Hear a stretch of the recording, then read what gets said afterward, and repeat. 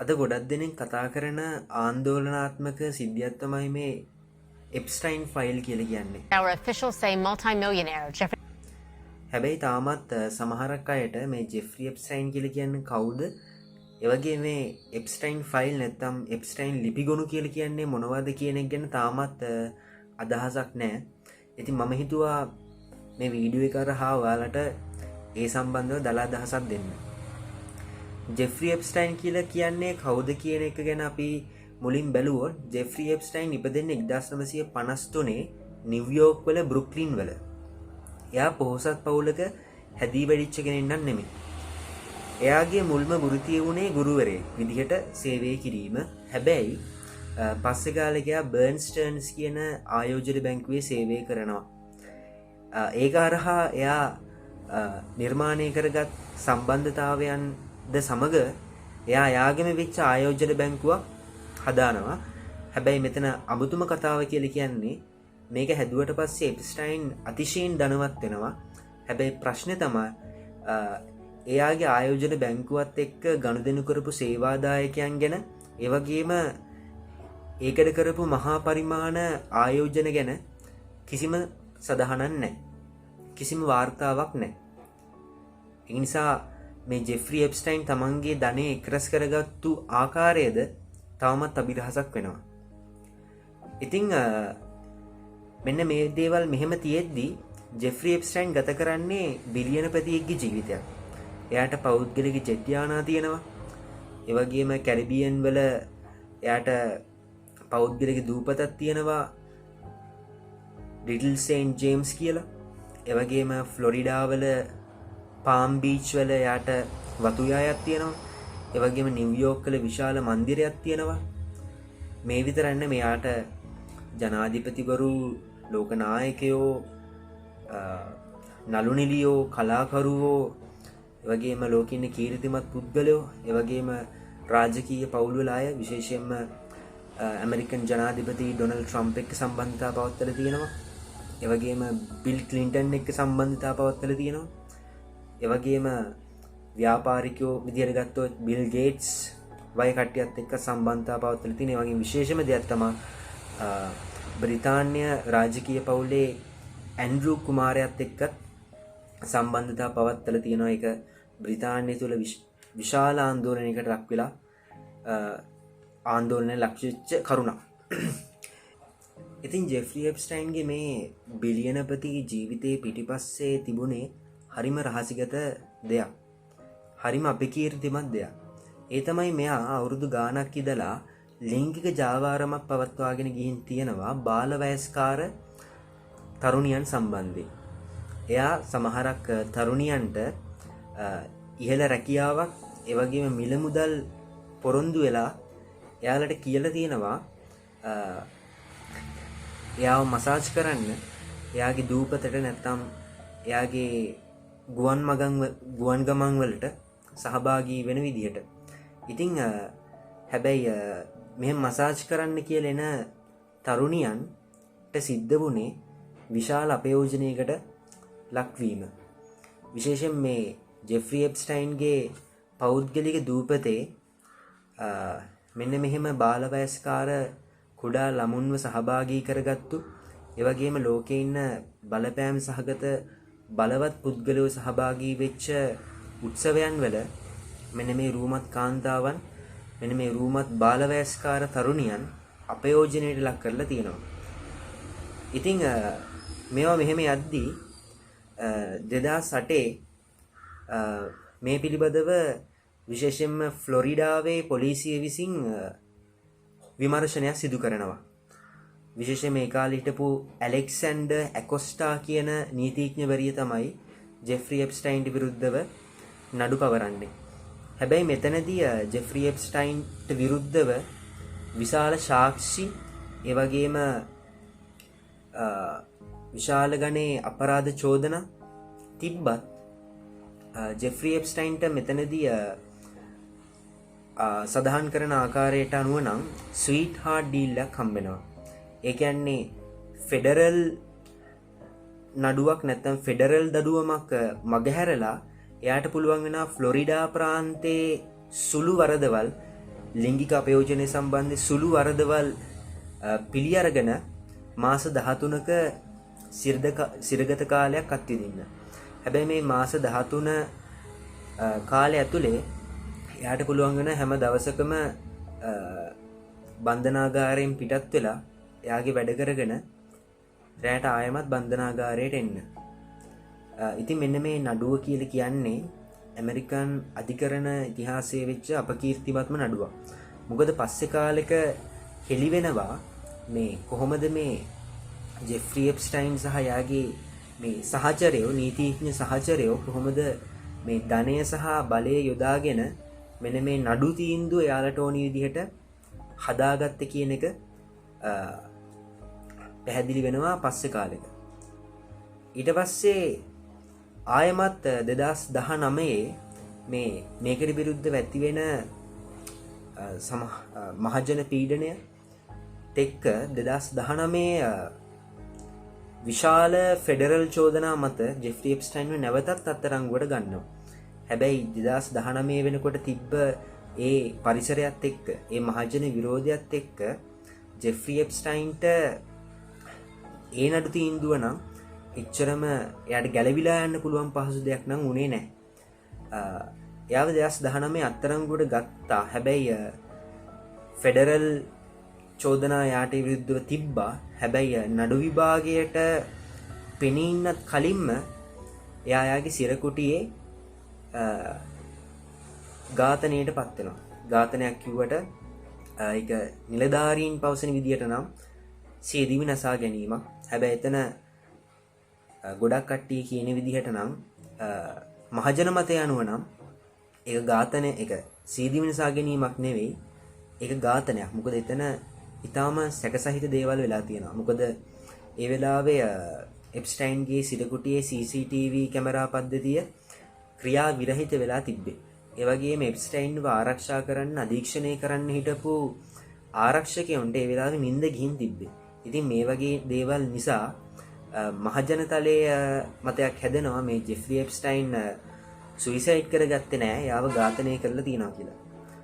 ඉතින් මොකද ඒක අපිට පැහැදිලි කරගන්න පුළුවන්. මොකද ජෙෆ්රි එප්ස්ටයින් එක්ක ලොකු සම්බන්ධතා ප්‍රමාණයක් ලෝකෙින් බලවත්ම ඇමරිකානුවේ හිටපු ප්‍රභූ පැලැන්තියට තිබිලා තියෙනවා. ඉතින් ජෙෆ්රි එප්ස්ටයින් නඩුවට පෙනීදලා කතා කරොත් සමහරක් විට ඒ ගොඩක් නම් එලියට මේ සම්භාවිතාවක් තිබ්බා. අන්න ඒ නිසා මේ ජෙෆ්රි එප්ස්ටයින්ව හිතාමතාම නිහඬ කරා කියලා තමයි මේ මතයේ තියෙන්නේ. හැබැයි නිල වශයෙන් ජෙෆ්රි එප්ස්ටයින්ගේ මරණය සියදිවි නසා ගැනීම. හැබැයි ජෙෆ්රි එප්ස්ටයින් නඩු විභාගයට පෙනීන්නත් කලින්ම ජෙෆ්රි එප්ස්ටයින් සියදිවි නසා ගත්තත් විමර්ශන සහ මේ ජෙෆ්රි එප්ස්ටයින්ගේ සිද්ධිය ගැන විමර්ශනය කරන්න කෙතනින් නවතින්නේ නැහැ. මොකද විශේෂයෙන්ම ඊට පස්සෙත් ජෙෆ්රි එප්ස්ටයින්ගේ සහකාරියෙක් විදිහට හිටපු ගිස්ලේන් මැක්ස්වෙල් ජීවිතුන් අතර ඉන්නවා. අන්න ඒ නිසා මේ ගිස්ලේන් මැක්ස්වෙල් හරහා අදාළ අංශවලට හැකියාව ලැබෙනවා මේ එප්ස්ටයින් සිද්ධිය සම්බන්ධයෙන් තවදුරටත් විමර්ශනය කරගෙන යන්න. ඉතින් මේ එප්ස්ටයින් ෆයිල් කියලා කියන්නේ නැත්තම් මේ එප්ස්ටයින් ලිපිගොනු කියලා කියන්නේ මෙන්න මේ 2008 විමර්ශනවලට සහ 2019 ඉදල කරගෙන ආපු විමර්ශනවලට අයත් වෙච්ච ලේඛනයන් ටිකක්. විශේෂයෙන්ම මේ ලේඛනවලට අයත් වුණා එප්ස්ටයින්ගේ ගුවන් ගමන් ලොග්, එවගේම එප්ස්ටයින්ගේ ඊමේල් පණිවිඩ, එවගේම එප්ස්ටයින්ගේ සම්බන්ධතාවයන් එයා ලියා දක්වපු සමහරක් ලිස්ට්. මෙන්න මේ වගේ ගොඩක් දේවල් මෙන්න මේ එප්ස්ටයින් ෆයිල්ස් කියන එකට අයත් වුණා. ඉතින් මහජනතාවගේ විශේෂයෙන්ම ඇමරිකන් ජනතාවගේ ඉල්ලීමක් ආවා මෙන්න මේ එප්ස්ටයින් ෆයිල් විනිවිදභාවයක් සහිතව එළියට දාන්න කියලා. ජනතාවට කියවන්න පුළුවන් විදිහට එළියට දාන්න කියලා ඉල්ලීමක් කරා. ඉතින් මෙන්න මේ නිසාම ඩොනල්ඩ් ට්‍රම්ප්ගේ කැම්පේන් එකේ ජනාධිපතිවරණ කැම්පේන් එකේ ප්‍රධානම පොරොන්දුවක් වුණේ මේ එප්ස්ටයින් ෆයිල් රිලීස් කරන එක. අන්න ඒ නිසා 2025 ඇමරිකාවේ කොංග්‍රස් මණ්ඩලය විසින් එප්ස්ටයින් ලිපිගොනු විනිවිදභාවය පනතක් සම්මත කරනවා. මේකට ඩොනල් ට්‍රම්ප් ජනාධිපතිවරයාත් මේකට අත්සන් තබනවා. මේ අනුව තමයි 2025 ජනවාරි මාසේ ඇමරිකාවේ ඩිපාර්ට්මන්ට් ඔෆ් ජස්ටිස් එක විසින් මේ ලිපිගොනුවල ආරම්භක ප්‍රමාණයක් එළියට දාන්නේ. හැබැයි 2025 දෙසැම්බර් මාසේ එප්ස්ටයින් ෆයිල් මුළුමනින්ම නිකුත් කරන්නේ නැහැ. නිකුත් කරපු වගේත් සමහරක් කට්ටිය චෝදනා කරන විදියට සංස්කරණය කරපු දේවල් එහෙමත් තිබිලා තියෙනවා. එප්ස්ටයින් ෆයිල් මුළුමනින්ම සම්පූර්ණයෙන්ම එළියට දාන්නේ 2026 ජනවාරි වල. ඉතින් අද මිනිස්සු කතා කරන්නේ අන්නේ එළියට දාපු දේවල්. ඉතින් එප්ස්ටයින් ෆයිල් අපිට වැදගත් වෙන්නේ ඇයි කියන එක ගැන අපි කතා කරොත් ඇත්තරම මේ ප්‍රධාන වශයෙන් මෙන්න මේ ඇමරිකන් ප්‍රභූ පලන්තිය නැත්තම් මේ ඇමරිකානු එලීට් එකේ අපකීර්තිමත්ම නැත්තම් ඒ එලීට් එකේ ඊටාම අදුරු පැතිකඩක් හෙලි කරන අපිට අනාවරණය කරන සිද්ධියක් තමයි මේ එප්ස්ටයින් ෆයිල් කියලා කියන්නේ. මොකද එප්ස්ටයින් ෆයිල් වල විශේෂයෙන්ම එප්ස්ටයින් ගනුදෙනු කරපු විශේෂයෙන්ම හොලිවුඩ් වල කලාකරුවන් ඒ වගේම එප්ස්ටයින් ගනුදෙනු කරපු කීර්තිමත් දේශපාලඥයන් බලපෑම් සහගත පුද්ගලයන්ගේ නම් සඳහන් වෙනවා. විශේෂයෙන් බිල් ගේට්ස් වැනි අයගේ නම්ද මේකේ සඳහන් වෙලා තියෙනවා. ඉතින් මෙන්න මේ එලීට් එකේ මෙන්න මේ ප්‍රභූ පැලැන්තේ හිටපු ගොඩක් දෙනා ඍජුවම විශේෂයෙන්ම එප්ස්ටයින්ගේ එප්ස්ටයින්ගේ මේ අපරාධවලට මේ අපයෝජනයන් වලට ලක් වෙච්ච විඳිතයන් සාක්ෂි සපයන විදිහට මෙන්න මේ කට්ටියත් මේ එප්ස්ටයින්ගේ සමහරක් පාටිස් වලට සම්බන්ධ වෙලා තියෙනවා. මෙයාලා ඔබ්සර්වර්ස්ලා විතර නෙවෙයි මෙයාලා පාටිසිපන්ට්ස්ලා. අන්න ඒකයි අපිට වැදගත් වෙන්නේ. මොකද මෙන්න මේ ලෝකයක්ම පාලනය කරන ලෝකයක්ම තම ධනයෙන් බලයෙන් මෙහෙවන පිරිසකගේ අදුරු පැතිකඩක් මේකින් අපිට හෙළි කරනවා.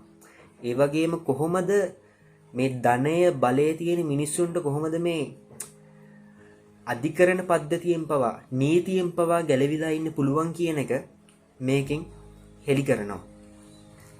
තව දෙයක් කියන්න කැමති මේත් එක්කම අවසාන වශයෙන් දැන් ඔය එප්ස්ටයින් ෆයිල් නිකුත් කිරීමත් සම්බන්ධව විශේෂයෙන්ම මේ ඩොනල්ඩ් ට්‍රම්ප් සම්බන්ධයෙන් ලොකු කතාබහක් ඇති වෙලා තියෙනවා. සමහරක් කට්ටියට හරිම ප්‍රශ්නාර්ථයක් ඇයි ඩොනල්ඩ් ට්‍රම්ප් එයාගේ නම මේකේ සඳහන් වෙලා තිබ්බත් ඇයි ඩොනල්ඩ් ට්‍රම්ප් මේ වෙලාවේ ඒකාධිපතියෙක් විදිහට ඇමරිකාවේ කටයුතු කරන අත්නෝමතිකව පාලනය ගෙන යන අවස්ථාවකදී ඇයියා එයාගේ නම සඳහන් වෙන අපකීර්තිමත් ෆයිල්ස් ටික එළියට දාන්නේ. ඒක ඇත්තටම මේ ජෙෆ්රි එප්ස්ටයින්ගේ ලිපිගනු අපි තේරුම් ගන්නවන අපිට ඇමරිකානු දේශපාලනය සම්බන්ධවත් අපිට දල අවබෝධයක් තියෙන්න ඕන. ජෙෆ්රි එප්ස්ටයින්ගේ ෆයිල්ස් වල ඩොනල්ඩ් ට්‍රම්ප්ගේ නම සඳහන් වුණත් එතන කිසිම සාක්ෂියක් නැහැ ඩොනල්ඩ් ට්‍රම්ප් 2008ට පස්සේ එප්ස්ටයින් එක ගනුදෙනු කරා කියලා. 2008ට කලින් යම් ගනුදෙනු තිබෙලා තියෙන. හැබැයි ගොඩක් කට්ටිය පවසන විදිහට නම් මේවා මේ ව්‍යාපාරික පැත්තෙන් තිබ්බ සම්බන්ධතාවයක් පමණයි. නැතුව අපයෝජන වලට ඍජුවම සම්බන්ධ වෙලා තියෙනවා කියලා සාක්ෂි නැහැ. හැබැයි දැන් මෙතන මිනිස්සුන්ගේ මේ ඇති වෙලා තියෙන ප්‍රශ්නාර්ථය අපි තේරුම් ගන්නවා නම් දැන් ඩොනල්ඩ් ට්‍රම්ප් එයාගේ ජනාධිපතිවරණය තුල එයාගේ ප්‍රධානම සටන් පාඨයක් වුණානේ මේ පොරොන්දුවක් වුණානේ මේක නිකුත් කරන එක මේ එප්ස්ටයින් ෆයිල්ස්. එතකොට ඒ මැතිවරණ ව්‍යාපාරය තුල ඩොනල් ට්‍රම්ප් එක්තරා විදිහකට මේ ඇමරිකන් ලිබරල් ස්ථාපිතයට විරුද්ධ කෙනෙක් නැත්තං අර එයා පවසන විදියට අර ඩීප් ස්ටේට් එක එකන්නේ ඩෙමොක්‍රටික් පක්ෂයට සම්බන්ධ නළුනිලියන් ව්‍යාපාරිකයන් එවගේම සමහරක් රාජ්‍ය ආයතනවල නිලධාරීන් මේ සංයුක්ත කොටගත් මෙන්න මේ ඩීප් ස්ටේට් එක නැත්නගේ ලිබරල් ස්ථාපිතයට විරුද්ධ සටන්කාමියෙක් විදිහට තමයි ඩොනල් ට්‍රම්ප් පෙනී හිටියේ. ඉතින් මේ එප්ස්ටයින් ෆයිල්ස් වල එවගේ එප්ස්ටයින් ගනුදෙනු කරපු දේවල් ගනුදෙනු කරපු පුද්ගලයන් ගත්තොත් ගොඩක්ම මේ ඩෙමොක්‍රටික් පක්ෂයට සමීප කට්ටියත් එක්ක නැත්නම් මේ ඩොනල් ට්‍රම්ප් පවසන විදිහට නම් මේ ඩීප් ස්ටේට් එකට සම්බන්ධයත් එක්ක තමයි එයා කටයුතු කරලා තියෙන්නේ. ඉතින් මේ ඩොනල් ට්‍රම්ප් කියන කතා මොනවා වුණත් මෙන්න මේ එයා කියන විදිහට නම් මෙන්න මේ ඩීප් ස්ටේට් එකට පහර ගහන්න තමා එයාට මේකෙන් ඕන වුණේ. මොකද ඩීප් ස්ටේට් එකෙත් ඉතාම අදුරු පැතිකඩක් මේකෙන් අනාවරණය වෙනවා. ඉතිං මම හිතනවා මේ ජෙෆ්රි එප්ස්ටයින් සම්බන්ධව දලා දහසක් මට අද ඔයාලට දෙන්න පුළුවන් වුණා කියලා.